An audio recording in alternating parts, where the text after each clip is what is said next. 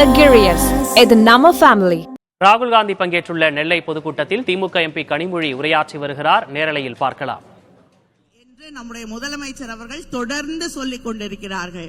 இன்று காங்கிரஸ் தேர்தல் அறிக்கையிலே அதுவும் ஒரு வாக்குறுதியாக வெளிவந்திருக்கிறது.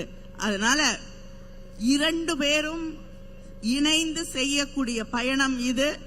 அண்ணன் தளபதி அவர்கள் காணக்கூடிய கனவுகள், இந்த நாட்டை அவர் எப்படி பார்க்க விரும்புகிறார், தமிழ்நாட்டில் இருக்கக்கூடிய திராவிட மாடலின் தொடர்ச்சியாக இந்த நாட்டின் அரசமைப்பு இருக்க வேண்டும் என்ற நம்முடைய கனவுகளை எல்லாம் நிறைவேற்றக்கூடிய ஒரு தலைவர் நம்முடைய ராகுல் காந்தி அவர்கள். அவரை வருக வருக வருக என்று வரவேற்கிறேன். நன்றி, வணக்கம்.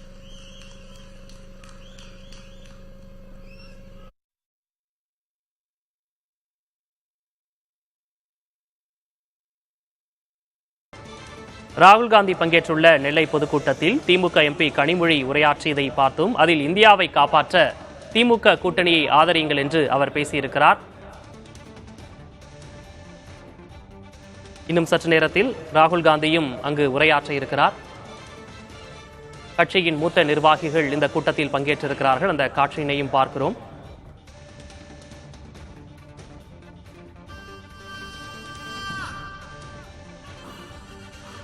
திருநெல்வேலி, தூத்துக்குடி, சிவகங்கை உட்பட 8 தொகுதிகளில் போட்டியிடும் வேட்பாளர்களை ஆதரித்து ராகுல் காந்தி வாக்கு சேகரிக்கிறார்.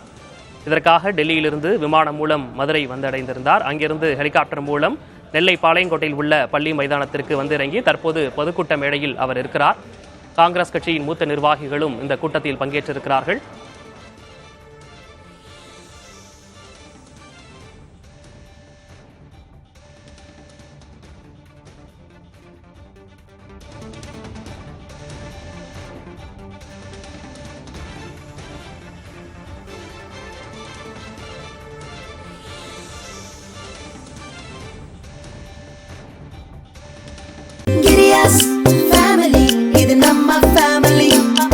அன்புள்ள கிரியஸ், இது நம்ம ஃபேமிலி.